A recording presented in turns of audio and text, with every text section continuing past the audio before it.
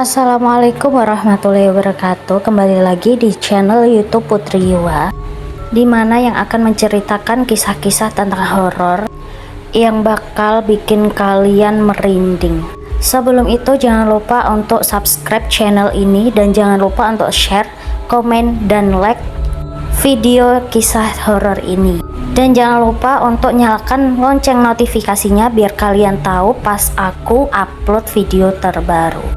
Oke, gak usah basa-basi, kita bakalan lanjut ke cerita horor yang berjudul Teror Hotel Lembang. Yang ini yang part 2. Jadi jangan sampai kalian ketinggalan. Tanpa basa-basi lagi, langsung aja kita ke ceritanya. Wes mbak, ini airnya lekas diminum. Setelah itu kalian langsung balik dan langsung tidur aja, ucap Mbah Sastro sembari memberikan satu persatu minuman ke anak-anak itu. Suwun mbah, kata Stella. Lah ini terus kalian mau tidur di mana, Stel? Tanya Fajar. Di kamar Monik sajalah, gak apa-apa kan Nik? Kata Stella sambil melihat ke arah Monik yang baru mau meneguk air pemberian dari Mbah Sastro. Boleh, tapi awas ya kalau kalian malah teriak-teriak lagi. Aman Nik. Setelah itu akhirnya semua bubar dan masuk ke kamarnya masing-masing, kecuali Andi, Pak Beni, dan Mbah Sastro. Mereka bertiga memutuskan untuk ngopi di depan sambil ngobrol. Saat itu, obrolan mereka bertiga tak jauh dari kejadian barusan. Bahkan Pak Beni pun sangat ketakutan karenanya. Wah, kurang ajar betul itu Dokter Ahmad. Udah ngasih rekomendasi, tapi malah nggak ikuti, keluhnya, dan Andi pun menganggapnya wajar saja. Loh, yuk jangan gitu tok Pak B. Beliau kan juga ada urusan di luar toh ya. Nah betul kui katanya Mbah Sastro pak, sambung Andi sambil menyalakan rokok yang mati karena hawa di sana yang sangatlah dingin. Tanpa terasa malam sudah semakin larut. Mereka bertiga akhirnya memutuskan untuk kembali ke kamar masing-masing dan beristirahat, mengingat jam sudah menunjukkan pukul 1 dini hari. Tapi tidak sampai di situ saja. Tiba-tiba dari belakang Andi yang baru saja berdiri dan hendak berjalan masuk ke dalam hotel dikagetkan dengan melihat Fajar yang berlari kencang menuju ke arahnya. Di Andi, iku di kamar bawah di. Dengan nafas yang tersengkal-sengkal, Fajar mencoba menjelaskan apa yang barusan ia alami di kamar bawah. Loh, apa lagi toh Jar, capek aku. Udah wes, ayo ikut aku wae, ucapnya sambil menarik tangan Andi. Melihat itu, Pak Beni dan Mbah Sastro pun membuntuti-nya. Dengan langkah pelan karena memang sudah sangat kelelahan, Andi bersama Fajar berjalan beriringan, dan tak luput juga di belakang mereka berdua ada Pak Beni pula. Mereka berjalan turun menuju lantai paling dasar dari hotel itu. Belum tempat sampai di lantai dasar, mereka dikejutkan dengan anak-anak yang berlari berhamburan tak karuan. Weh, kalian mau kemana? Istirahat, udah jam segini, ucap Pak Beni ketika mendapati mahasiswanya malah keluyuran malam-malam. Itu Pak, di kamar pojokan, balas mahasiswi itu sambil berlalu pergi. Penasaran dengan apa yang sebenarnya terjadi, Andi mempercepat langkahnya dan meninggalkan Fajar dan Pak Beni di belakang. Benar saja, manakala Andi baru berbelok dari lorong tangga, ia melihat sangat banyak sekali mahasiswa dan mahasiswi tengah berkerumun. Hei, kayak Andi, teriak salah seorang dari kerumunan. Tanpa pikir panjang, Andi terus berjalan dan membelah kerumunan, walau ia sangat kerepotan karena lorong depan kamar ini sangatlah sempit. Dilewati 2 orang berjejer saja mungkin sudah penuh sesak. Piye, ada apa? Tanya Andi. Kayak galon di, gagang pintunya gerak sendiri, ucap salah satu temannya, seraya menunjuk ke arah pintu. Cekrek, cekrek, cekrek, cekrek. Spontan semua yang ada di sana menjadi diam 1000 bahasa.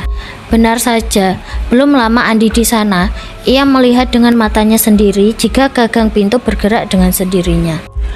Pak B, ini gimana? Ujar Andi sambil menoleh ke belakang yang dimana ada Pak Benny yang tengah sibuk memejeti keyboard ponselnya. Bentar Mas Andi, saya coba hubungi petugas hotel. Kamar ini adalah kamar nomor 113, terletak di paling ujung lorong buntu. Pengap, panas dan sumpek, itulah perasaan yang Andi rasakan saat itu. Bagaimana tidak?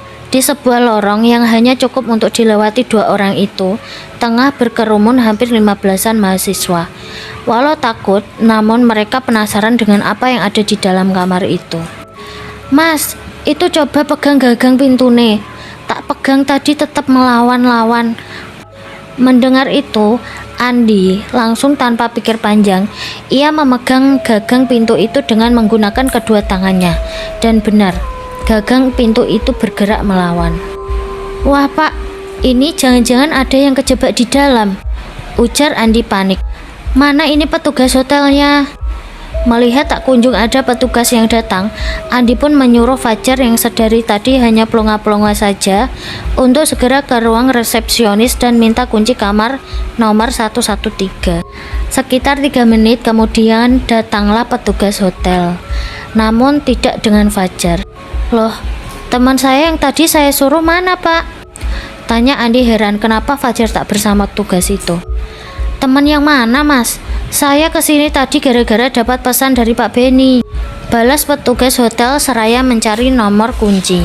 Iya Pak, wes sudahlah, gak usah ngurusin itu. Sekarang ini Pak buruan, takutnya ada yang kejebak di dalam, ucap Andi menggebu. Panik betul ia kala itu. Tapi sebelumnya maaf Mas, ini kamar nggak ada pengunjung yang menempati kamar ini. Ini saya bawa daftar tamunya. Sambil menyodorkan selebaran kertas, petugas itu mencoba memberitahukan bahwa memang kamar itu dalam keadaan kosong. Belum sempat Andi melihat, ia harus kalah dengan mahasiswa yang lain.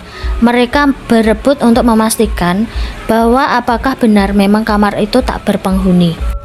Karena memang hampir semua yang ada di sini melihat dengan mata kepala sendiri bahwa gagang pintu itu benar-benar bergerak. Weh, iyo Kindi, ucap Pak Benny. Andi menghela nafas panjang. Wes gini aja Pak, buruan dibuka saja kamar ini. Semuanya nampak heran dengan apa yang barusan Andi sampaikan. Weh jangan, nanti hantunya keluar gimana? Ujar salah seorang di kerumunan. Namun berbeda dengan yang tadi, ini suara perempuan. Halah, hantu nggak butuh pintu kalau mau keluar, ucap Andi ketus. Ya sudah Mas, bentar. Petugas itu lalu perlahan mencari kunci untuk kamar nomor 113.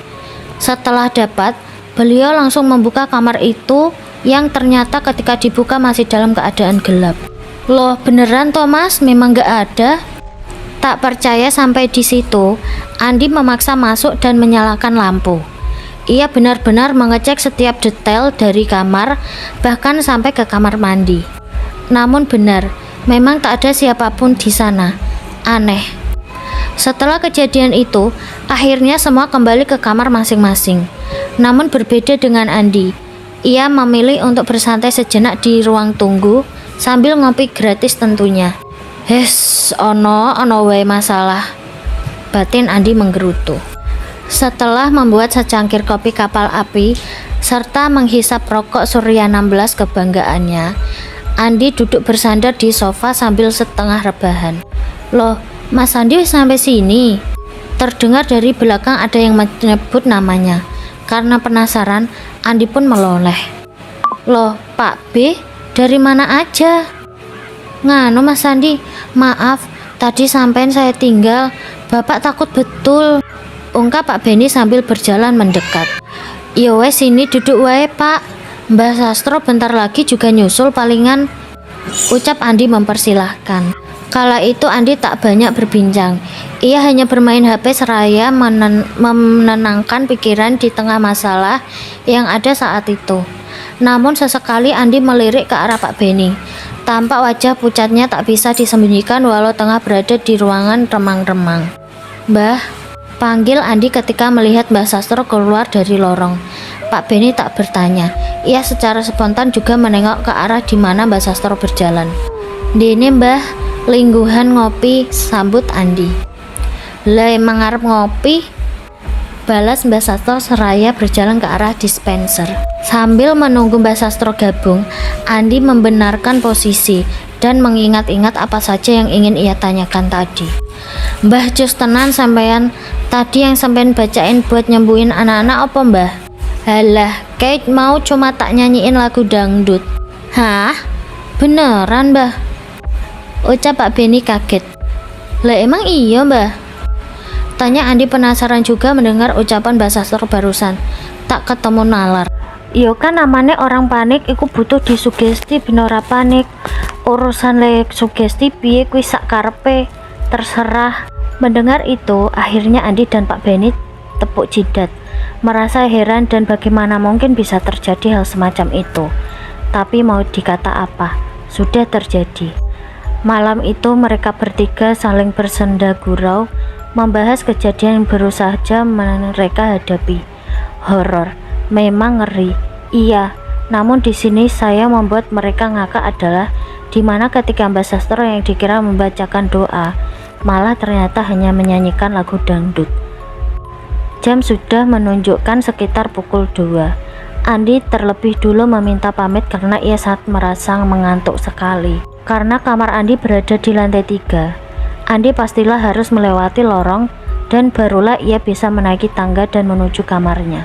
Nah, di sini ada kejadian janggal yang ia rasa.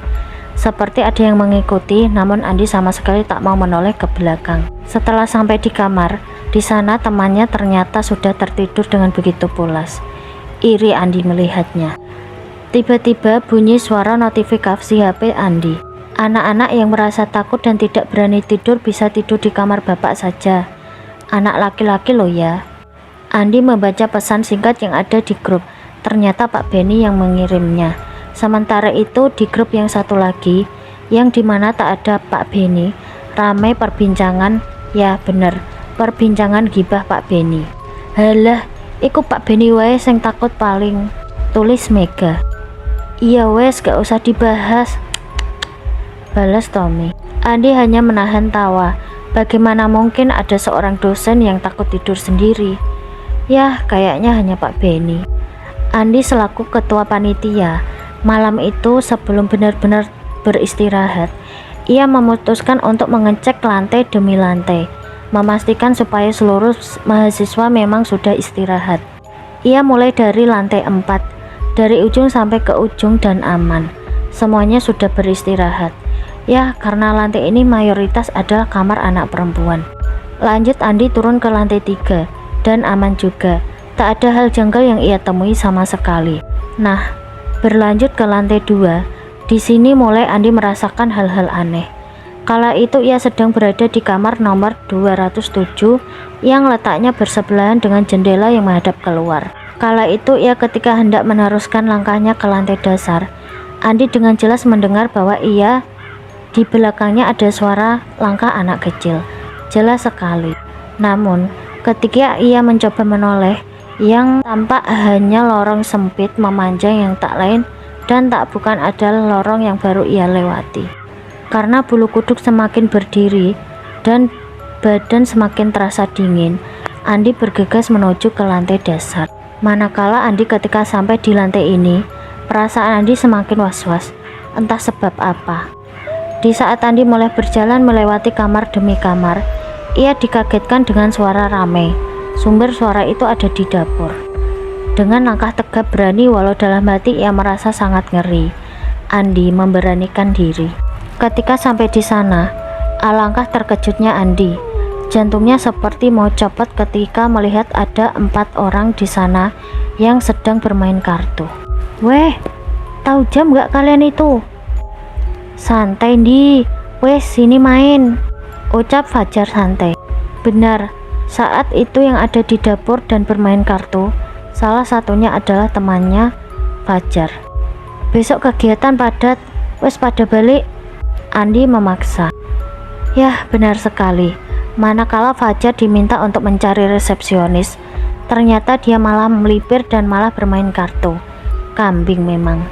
Akhirnya Mereka dengan raut wajah masam terpaksa memberesi kartu dan kembali ke kamar masing-masing. Setelahnya, Andi sudah menyelesaikan tugasnya mengecek satu persatu lantai.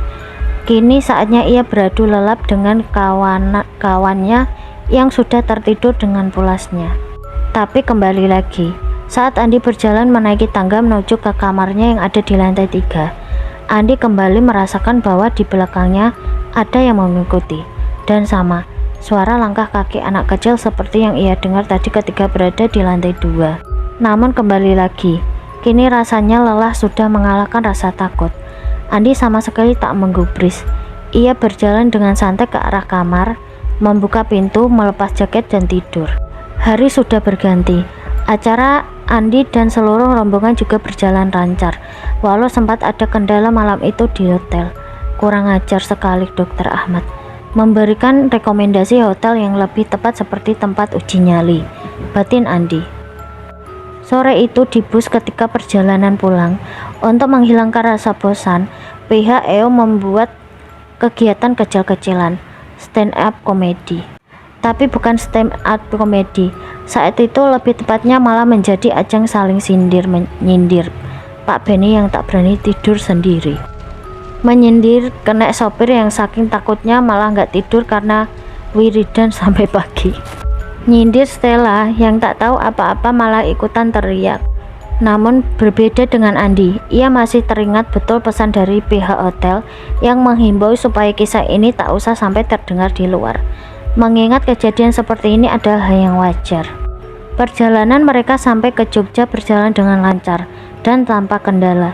Andi bisa beraktivitas seperti biasa, sementara Pak Benny kini menjadi artis dadakan di fakultas. Ada satu gelar tak tertulis yang kini tersemat di namanya, A.ATS alias Sarjana Anti Tidur Sendiri. Jadi pesannya di dalam cerita ini, jangan terlalu dalam hal apapun, jangan gampang merasa takut, jangan gampang panik dan lain sebagainya. Sebab terkadang hal yang kita takutkan itu sama sekali tak memberikan efek pada diri kita. Justru dari rasa takut yang berlebihan yang diakibatkan oleh pikiran, justru itulah yang membuat dampak negatif pada diri kita sendiri. So, jadilah orang yang bijaksana dalam segala hal.